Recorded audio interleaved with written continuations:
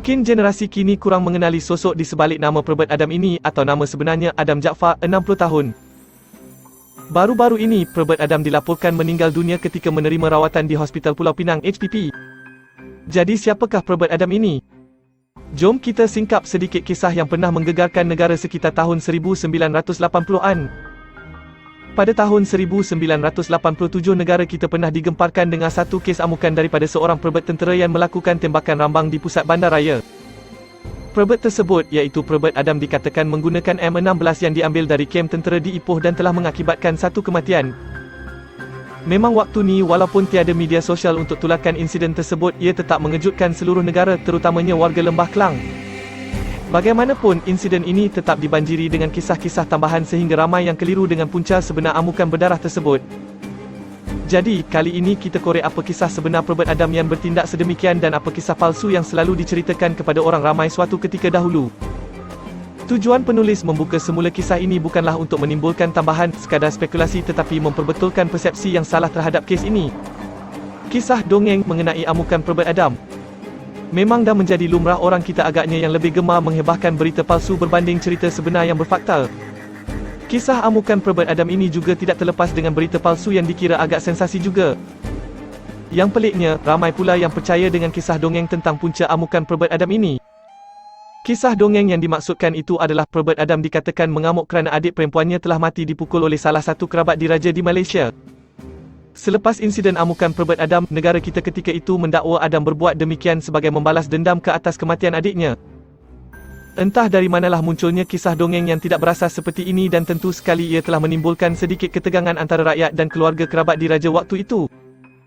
Tentang kematian adiknya pula, sebenarnya adik perempuannya sudah lama meninggal dunia semasa usianya masih muda. Dikatakan adiknya meninggal dunia di hadapan mata Adam sendiri apabila rumah mereka di Pulau Pinang terbakar. Adik perempuannya mati ditimpa sisa kebakaran. Kisah ini juga ada diceritakan oleh ahli keluarga Adam sendiri demi menyangkal dakwaan bahawa adik perempuannya mati akibat dipukul oleh kerabat diraja. Punca sebenar amukan Probert Adam.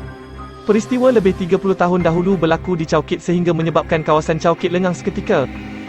Probert Adam dikatakan berlari sambil menembak secara rambang selepas berlaku perselisihan faham dengan seorang pemilik hotel. Tembakan rambang itu telah mengakibatkan kematian seorang lelaki. Tidak cukup dengan itu, Probert Adam juga cuba membakar sebuah stesen minyak berdekatan. Tragedi amukan Probert Adam berakhir pada petang esoknya selepas berjaya dipujuk oleh seorang pegawai tinggi tentera Lieutenant Jeneral Bersara Abdul Ghani Abdullah. Selepas disoal siasat, punca sebenar amukan Probert Adam adalah kerana dia menjadi mangsa kepada penderaan secara emosi dan fizikal semasa di kem ketenteraan. Penderaan itu dilakukan oleh seniornya yang sering membulinya sewaktu di kem. Kesan daripada penderaan ini, Probert Adam hilang pertimbangan sehingga tercetusnya insiden amukan di Chowkit. Menurut laporan, anggota tentera yang melakukan penderaan terhadap Adam telah pun dihukum di mahkamah tentera di atas perbuatannya. Sebenarnya punca sebenar amukan Probert Adam telah pun dijelaskan di dalam mahkamah semasa perbicaraan dan Adam sendiri telah membuat pengakuan bersumpah tentang isu kematian adiknya yang dikatakan mati dipukul oleh kerabat diraja. Itu adalah tidak benar sama sekali. Jadi sebenarnya isu ini sudah lama selesai di peringkat mahkamah dan tiada sebab untuk masyarakat mempercayai lagi kisah dongeng Probert Adam. Selesai perbicaraan, pihak mahkamah memutuskan untuk menghantar Adam ke Hospital Bahagia Tanjung Rambutan di Perak selama 10 tahun kerana mengalami masalah kesihatan mental. Keputusan ini juga telah menggugurkan segala pertuduhan ke atasnya. Jadi rasanya memang dah jelas punca sebenar tentang amukan Probert Adam tu.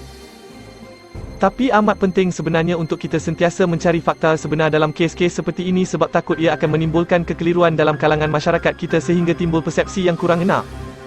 Jenazah Allahyarham dikebumikan di tanah perkuburan Islam Jalan Perak di Pulau Pinang.